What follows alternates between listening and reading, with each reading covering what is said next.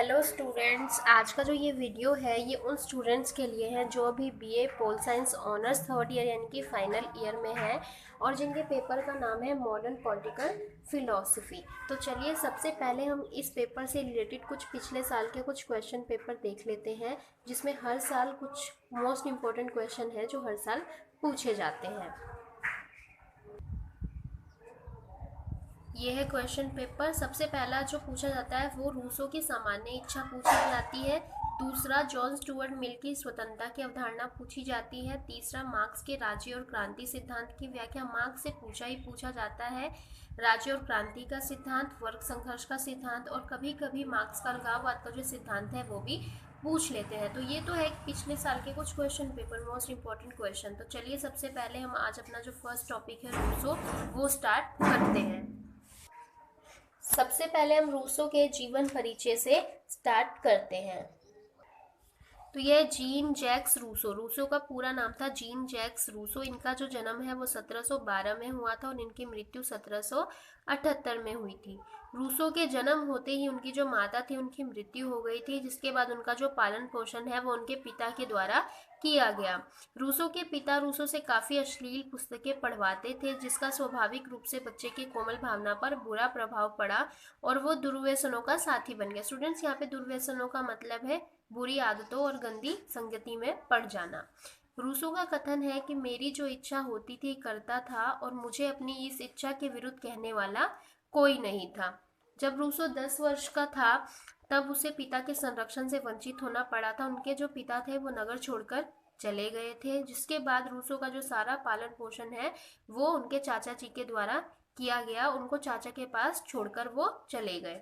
विवश होकर जीविका के लिए जो रूसो थे वो संगत राज के यहाँ काम करने लगे, लेकिन जो संगत राज थे वो काफ़ी क्रूर और कठोर किस्म के आदमी थे, जिस कारण वे रूसो जो थे वो जिनेवा छोड़कर भी भाग गए। सन 1742 में रूसो वेनिस गए और वहाँ पे उन्हें फ्रांस के दूतावास में नौकरी मिल गई, लेकिन अपनी बुरी आदतों और दुर्व्यसनों के कारण उनकी वो नौकरी भी नहीं रह सकी और वो नौकरी भी छिन गई।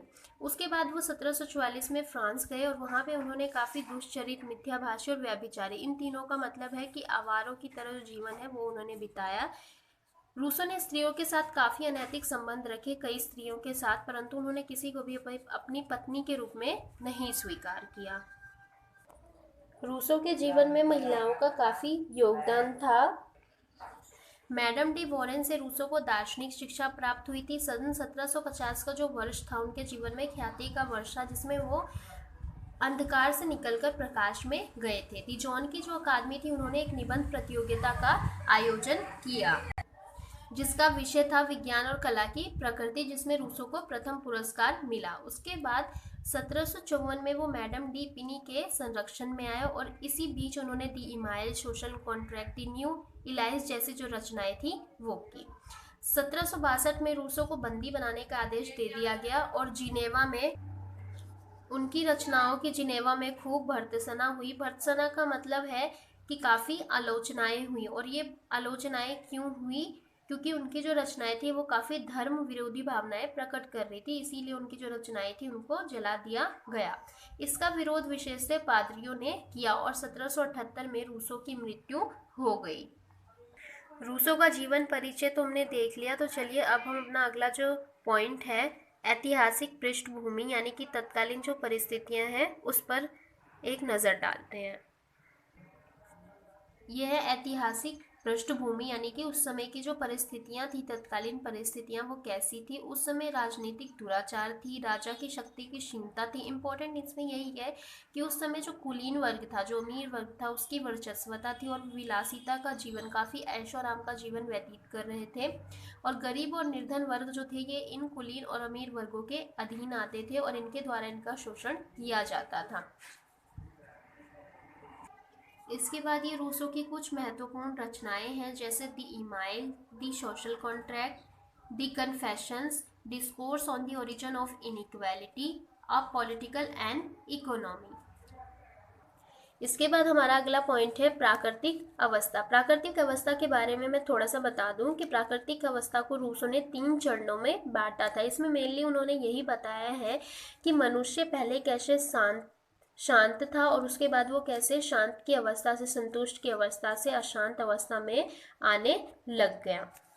तो चलिए देखते हैं हम पहला चरण, प्राकृतिक अवस्था का प्रथम चरण।